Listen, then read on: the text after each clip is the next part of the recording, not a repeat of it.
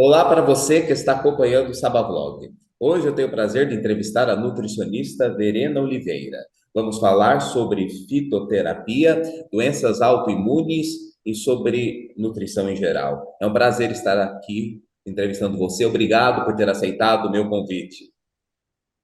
Eu quem agradeço o convite, Solano. Tá certo. Você é especialista em fitoterapia. Qual que é a diferença? E ela é um tratamento à parte da nutrição que já conhecemos? Bom, o que que é fitoterapia, né? Então, pelo próprio nome, né? A terapia, o tratamento com o uso de plantas medicinais. É, e ela não faz parte da nutrição, mas os nutricionistas, né, que fazem a pós-graduação em fitoterapia, ou que, né, fizeram a prova para obtenção desse título de especialistas, eles podem usar, né, a fitoterapia na sua prática clínica.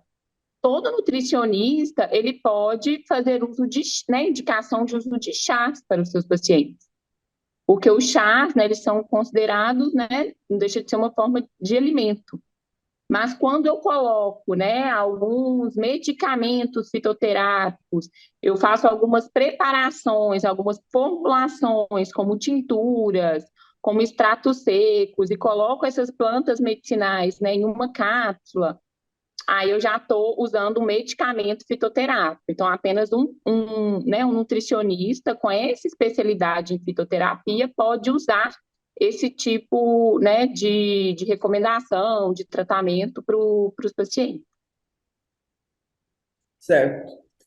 A perda de peso é ainda o principal objetivo do seu trabalho em todos os pacientes? Ou tem aqueles casos que é o inverso, a pessoa precisa ganhar alguns quilos? Na verdade, a nutrição ela vai, né, ela vai muito além, né, dessa questão da perda de peso, né, ou do ganho de peso. Infelizmente, algumas pessoas, quando falam nutricionista, né, não preciso perder peso, para que eu vou no nutricionista? Mas, né, hoje, né, a procura maior ainda é para fins de emagrecimento, mas quando a gente vai analisar o paciente, são várias outras coisas que ele precisa, inclusive, melhorar para ele conseguir emagrecer. Então, por exemplo, uma pessoa constipada, com deficiência de algumas vitaminas ou minerais, com alterações, né, hormonais, ela vai ter dificuldade em perder peso. Então, com a nutrição, a gente consegue, né, melhorar, fazer com que a pessoa tenha mais energia, porque ela precisa ter energia e disposição para perder peso. Ela precisa ter um sono de qualidade, então ela precisa estar dormindo bem também para perder peso. Então, né, a nutrição ela é muito mais ampla do que perder peso ou ganhar peso, mas ainda procura maior para perder peso. E sim, tem muitos casos, né? Há também muita procura de pessoas que têm dificuldade para ganhar peso, que têm até vergonha também de serem também muito magras, ou que querem também, né, desenvolver mais a musculatura e ganhar massa muscular. Então, tem sim, né, essa procura e a nutrição também pode ajudar muito esses pacientes que querem aumentar o peso, né, principalmente a massa muscular, né, e aumentar o peso de uma forma saudável, né, e não, né, ingerindo alimentos de má qualidade, que inclusive podem também, né, favorecer o surgimento de algumas doenças. Quando você diz alimentos de má qualidade, você quer dizer alimentos estragados ou alimentos que já não fazem bem para a saúde? Quando eu falo alimentos de má qualidade, né, são alimentos geralmente industrializados, alimentos que têm pouca densidade nutricional, que são pobres em fibras, em vitaminas, em minerais, que tem muito açúcar ou muita gordura saturada. Então, uma pessoa, né, mesmo ela sendo magra, ela pode vir a desenvolver um colesterol alto, ela pode vir a desenvolver um pré-diabetes ou uma resistência à insulina pela má alimentação, independente de ter, né, um sobrepeso ou não, né? Tem pessoas magras que podem ter colesterol alto e podem ter essa resistência à insulina também. Você falou sobre dormir bem. Quem não dorme bem, é verdade que perde 1 quilo por dia? Olha, eu nunca ouvi falar isso. Quem não dorme bem perde 1 quilo por dia, porque na verdade a falta, a privação de sono, ela pode muito mais favorecer o ganho de peso pelas alterações hormonais que elas causam, né? A privação do sono está relacionada à baixa, né, da testosterona, ao aumento do hormônio cortisol, que é o hormônio do estresse, para até a gente também ficar mais inchado, faz também com que as pessoas tenham mais dificuldade em perder peso. Então, desconheço aí essa questão de se dormir mal faz, né? Não dormir faz perder até 1 quilo de peso. Geralmente o que acontece é o contrário. Ah, entendi. Entendi, tá certo. Mas de qualquer forma, não dormindo bem, a saúde fica comprometida, né? Ah, com certeza, né? A privação do sono, inclusive, ela é gatilho, né, para várias doenças. Tá certo. Chocolate e café são duas paixões nacionais. Até que ponto elas fazem bem e quando são maléficas? O que elas atacam em nosso organismo?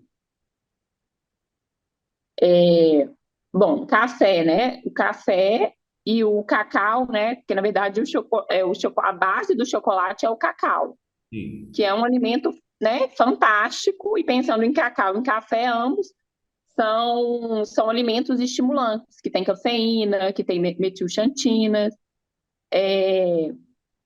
O café, por exemplo, ele pode ter, né, benefícios, ele tem ação antioxidante, ele pode também melhorar essa questão, né, do foco, da memória, mas tudo vai depender da dosagem. Então, né, da mesma forma que o excesso de café ele pode aumentar a irritabilidade, ele pode causar, inclusive, diarreia, soltar o intestino, ele pode aumentar a ansiedade, ele pode dificultar o sono. E a dosagem depende das pessoas, né? Vai depender muito da genética, da individualidade de cada um. Porque existem algumas pessoas que são mais sensíveis ao café do que outras. Então, na verdade, tanto quando a gente pensa em café e em chocolate, a questão vai depender tanto da qualidade, né, desse alimento, da qualidade do café e também da dosagem. E muitas vezes, né, o café também ele é adicionado, né, por exemplo, as pessoas consomem café, né, com muito açúcar, com muito adoçante, então isso acaba também prejudicando, né, a qualidade da bebida. E o chocolate, o cacau, né, já tem vários estudos. O cacau ele tem até artigos científicos, né, que consideram o cacau como alimento dos deuses, porque ele tem inúmeros benefícios para a saúde. Ele também tem essa ação, né, de estimulante, de melhorar a circulação. Tem substâncias também com ação termogênica, podem até né, melhorar também quadros de deficiência, né, cognitiva, tem estudos mostrando benefícios até para o diabetes, para quem tem doenças cardiovasculares, mas eu estou falando do cacau, né? Então, por isso que nós, nutricionistas, geralmente a gente recomenda o consumo de cacau, né, acima de 60% ou 70%, porque aí vai ser um chocolate, né, que vai ter principalmente o cacau, que tem inúmeros benefícios e um teor menor, né, de leite e de açúcar. Então, o grande problema dos chocolates hoje, né, principalmente chocolates ao leite, é essa adição excessiva de açúcar e o baixo teor de cacau. O chocolate amargo, ele é feito apenas de cacau, né? Não, ele não é feito apenas de cacau. Ele pode também ter manteiga de cacau, ele pode também ter açúcar, pode ter leite, mas numa quantidade muito menor. Né? Se você for geralmente um bom chocolate, quando você vê a lista de ingredientes, né, o primeiro item que vai aparecer é o cacau. Isso quer dizer o quê? Que o que mais tem presente naquele alimento é o cacau. Quando você compra ou pega, né, para ler a lista de ingredientes do chocolate ao leite, você vai ver que o primeiro ingrediente é o açúcar. Então, naquele alimento, o que está em presente em maior quantidade é o açúcar. E já existem, né, alguns chocolates sem açúcar, sem leite, mas aí isso não é, né, necessário para ser chamado de um chocolate amargo ter essa ausência de açúcar, por exemplo. O diet é o que não tem, né? Na verdade, o diet ele não vai ter açúcar, mas a gente tem que tomar um pouquinho de cuidado com o chocolate diet, porque eles acabam adicionando um teor maior de gordura. saturado ou hidrogenado nos chocolates que são diet, né? E muitas vezes também tem os adoçantes. Então, mais interessante mesmo, até melhor que um chocolate diet, é um chocolate amargo. E o light tem um pouquinho de açúcar, né? O light, na verdade, ele tem uma restrição de algum nutriente, pode ser de gordura ou de açúcar. Certo. Você falou que o café em excesso pode gerar irritabilidade. Eu todos os dias tomo não uma xícara, mas uma caneca de café pela manhã, só pela manhã. Tomar uma caneca por dia, que é maior do que uma xícara de café, pode já causar essa irritabilidade? Aí vai depender, né? Vai depender da pessoa, mas é uma dosagem, né? Uma caneca vai ter o quê? Uns 300, acredito que uns 200, 300 ml de café no máximo, né? Que é até considerado mais ou menos uma quantidade aceitável, mas acima, né, dessa quantidade já pode causar um efeito maléfico, sim. E também, né, tem um horário, né? Muitas pessoas tomam, né, o café depois do almoço, o café depois, né, no lanche num período da tarde, né, o que já pode prejudicar o sono. O problema do café do almoço, porque ele também tem substâncias que atrapalham na absorção de algumas vitaminas e minerais, né, de ferro, de zinco. Então, principalmente quem tem anemia tem uma tendência a ter ferro baixo, né, tem que tomar cuidado com esse consumo de café, principalmente após o almoço. Então, quem tem baixo ferro não pode utilizar café depois do almoço. É porque o almoço é considerado uma das principais refeições que tem ferro, né? Sim. Então, se você está precisando aumentar o ferro, né, e está consumindo café, isso vai atrapalhar. Então, o ideal seria não consumir. Tá certo. Uma pergunta que me surgiu agora é o seguinte: nem todas as pessoas têm o hábito de jantar. Pessoas que só tomam café da manhã e almoçam. Quem não Uhum. janta, o que deve comer para manter a saúde? É, na verdade, o mais importante, né, é considerar a alimentação como um todo. Mas é muito mais saudável, né, eu procurar, né, para uma refeição da noite, eu procurar, né, alimentos que preferir comer alimentos, né, comida, o que a gente chama de comida de verdade, do que preparações industrializadas. Então, às vezes eu posso fazer um omelete, uma sopa de legumes, uma panqueca, mas isso vai depender, né, de como que é a rotina dessa pessoa, do nível de atividade física, de como é a refeição dela no café da manhã, no almoço, nos lanches. Tem gente que não tem tanto apetite à noite, às vezes, né, fazer uma vitamina, né, rica em densidade nutricional pode ser uma opção legal também. Certo. Quais alimentos melhoram o nosso sistema digestivo e o intestino? É, Bom, são três pilares importantes, três assim, itens básicos para o intestino funcionar bem. Um é a ingestão de água. Então, né, quem não ingere água já dificulta até a formação de enzimas digestivas para o próprio processo digestivo. Fica mais difícil formar o bolo fecal. Então, são pessoas que estão mais constipadas, fezes endurecidas, dificuldades para ir no banheiro. Então, a água é fundamental. O adequado consumo de fibras também, para facilitar nesse trânsito, né, intestinal adequado. E também a prática de atividade física. E hoje já tem se falado muito, né, da importância de ter uma microbiota intestinal saudável. E como eu tenho uma microbiota intestinal saudável? Principalmente quando eu consumo frutas, verduras, legumes, fibras, sementes. Então, para eu ter o intestino saudável, eu tenho que ter uma variedade alimentar, né? Eu tenho que consumir frutas, verduras, e fibras, né? Então, o ideal, né? Pelo menos aí umas 3 porções de frutas diferentes por dia e ter pelo menos umas 2 porções também de verduras e legumes no prato. Ok. E eles mantêm a flora intestinal em ordem. Sim, porque esses alimentos, né, eles têm substâncias que são alimentos para a microbiota intestinal, para as bactérias saudáveis. Então, quanto mais alimentos, né, desse grupo eu consumo e quanto maior a variedade também, mais diversa é a minha microbiota intestinal. Então, mais saúde intestinal eu tenho. E isso é tão sério e tão importante que quando vão estudar pessoas, né, centenárias, o que que é isso? Pessoas acima de, que têm mais de 100 anos, são aquelas que têm uma maior diversidade da microbiota, né? São pessoas que têm uma microbiota intestinal mais diversa.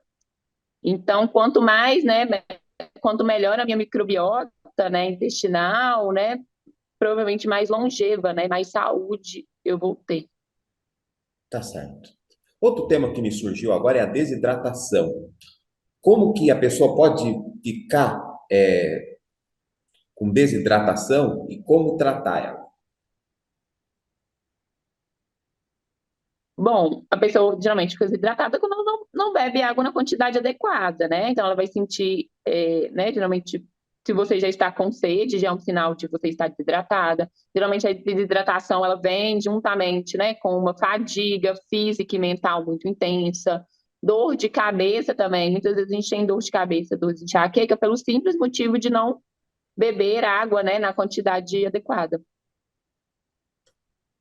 Os produtos como Gatorade, por exemplo, que são para isso, para desidratação e outros parecidos, eles devem ser tomados sempre ou apenas quando receitados? Bom, na verdade, existem produtos melhores, né, que o Gatorade, porque para repor, né, não só a água, mas também os hidroeletrólito. Água de coco, por exemplo, né, seria uma opção melhor. A gente tem que tomar cuidado com o Gatorade, né, porque ele também tem muito açúcar, tem muito corante, né, não é considerado um alimento assim tão saudável. E ele é para um público bem específico, né? Os atletas, né? Sim. Tá certo. Você falou água de coco. Tem diferenças da água de coco que a gente toma na praia, direto do coco, com a água do coco que a gente compra em supermercados? O ideal é sempre tomar o coco, né, natural, porque, né, a partir do momento que ele for envasado, ele já vai ter, né, passado por um processo né, de invase, ou geralmente eles colocam também, né, alguns conservantes, alguns tem açúcar, então o ideal é a água de coco natural. Ok. Quais são os alimentos que podem evitar as doenças autoimunes e quais são as doenças autoimunes? Na verdade, não existe um alimento, né, que evita uma doença autoimune. As doenças, né, autoimunes, elas têm múltiplas causas, né? As doenças da atualidade, elas são multifatoriais. E uma má nutrição, ela pode, né, potencializar e ser um dos gatilhos para o desenvolvimento de doenças autoimunes. E geral, né, tanto o estresse, também noite mal dormida, a má alimentação, deficiências nutricionais, né, de vitaminas do complexo B, de vitamina D, A, zinco, a baixa também ingestão inadequada, né, de proteína, baixa ingestão de gorduras boas, alto consumo de alimentos que tem muito açúcar, muita gordura saturada. Então, tudo isso, né, pode ser um fator que vai, né, favorecer, associado também, né, a um fundo aí, uma predisposição genética, pode favorecer o desenvolvimento dessas doenças autoimunes. Então, o que que é uma doença, né, autoimune? É quando o próprio corpo começa, né, a atacar alguma estrutura interna. Então, por exemplo, né, tireoidite de Hashimoto. É quando o próprio corpo começa a produzir anticorpos que vão degradando, né, atacando, né, a glândula da tireoide. Então, isso leva, né, ao má funcionamento, à destruição da glândula, e isso, né, exige futuramente, né, até a injeção, né, ao uso do hormônio para a tireoide, né, funcionar de forma adequada. E aí, quando a gente regula através, né, da alimentação e dos hábitos de vida o adequado funcionamento desse sistema imune, a gente pode amenizar esta doença ou até mesmo revertê-la. É fácil revertê-la? Não, não é fácil, mas é possível. que é uma mudança, né? A pessoa tem que estar muito bem, né, disposta, porque ela tem que mudar vários hábitos de vida, né, para que isso aconteça. Não só Mas é alimentação. super possível. Não só alimentação, mas, né, como o controle e manejo do estresse, o sono, então tudo isso também é importante. Geralmente toda doença autoimune, né, ela antecede aí ela surge, né, depois de um evento estressor traumático.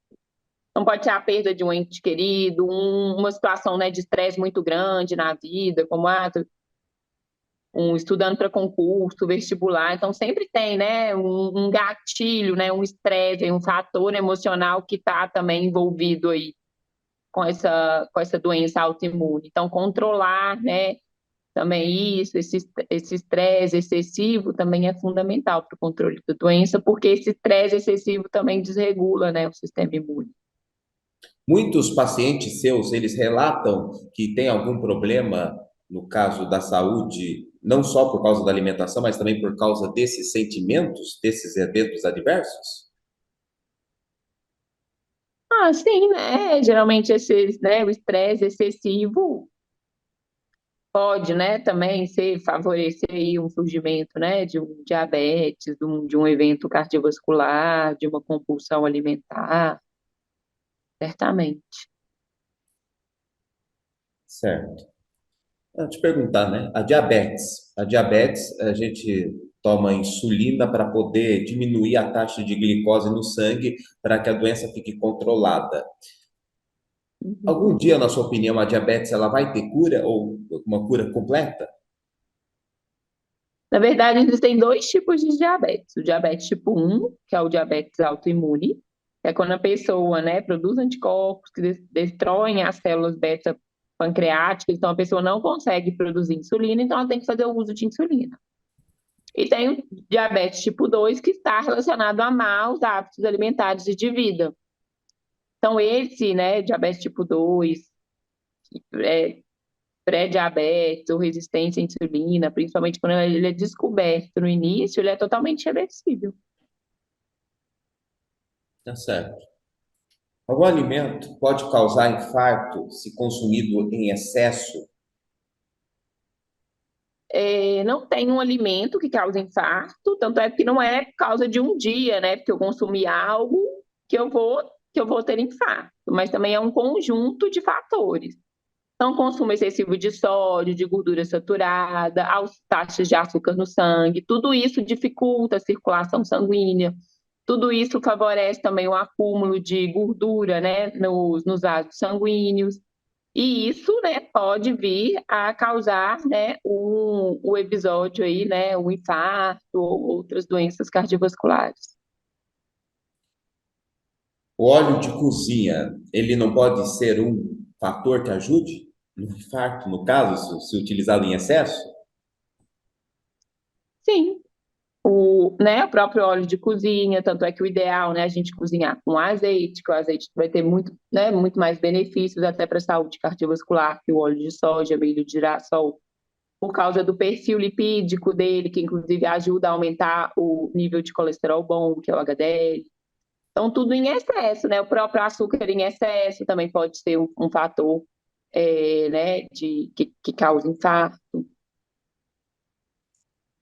O óleo, ele não tem tanta influência sobre o sabor dos alimentos, mas o açúcar ele já tem. Tanto que muitos adoçantes não cumprem o papel que o açúcar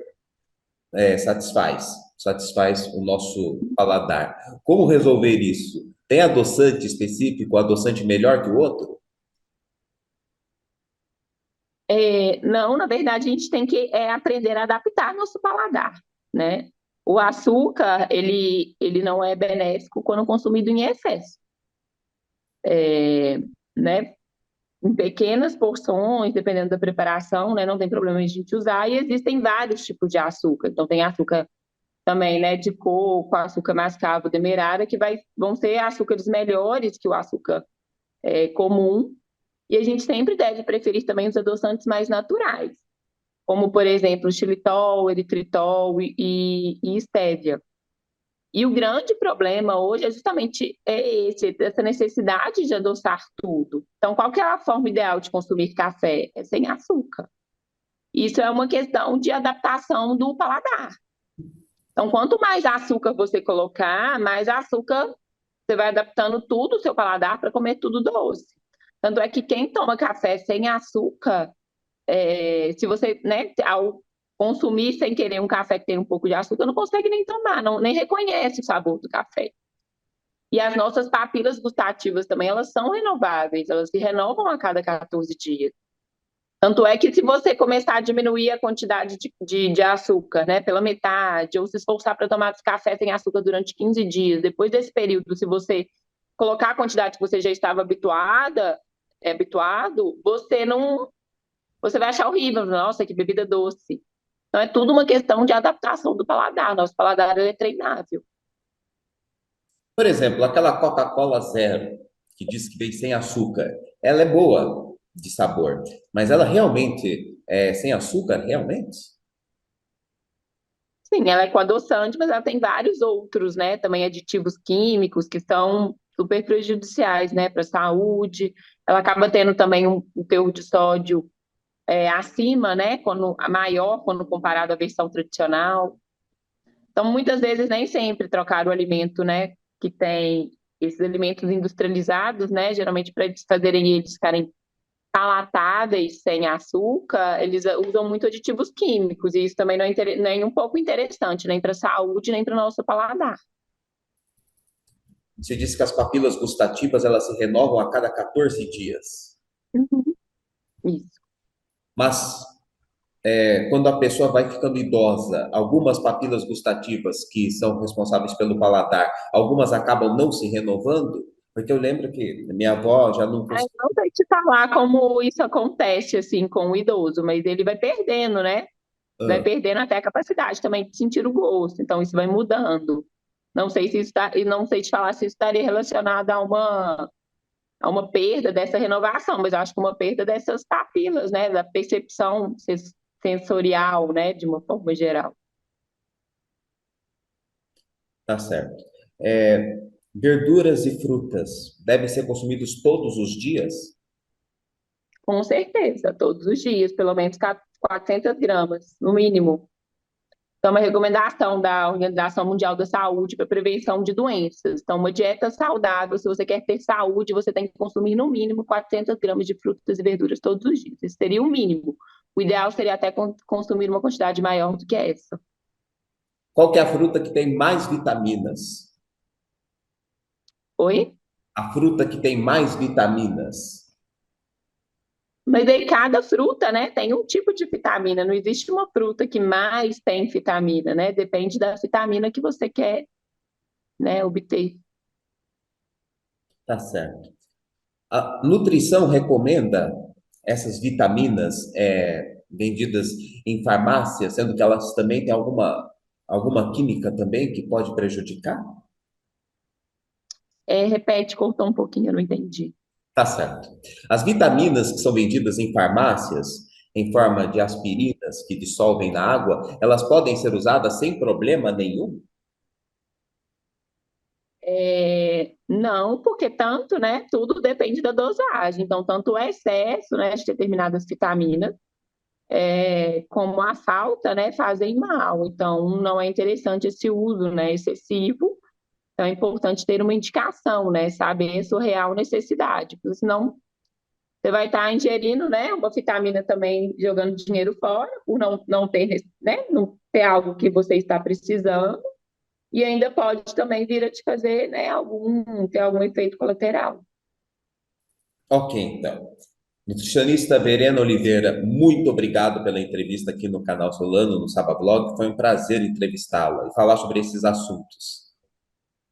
Eu quem agradeço o convite, Solano, muito obrigada. Foi um prazer estar aqui.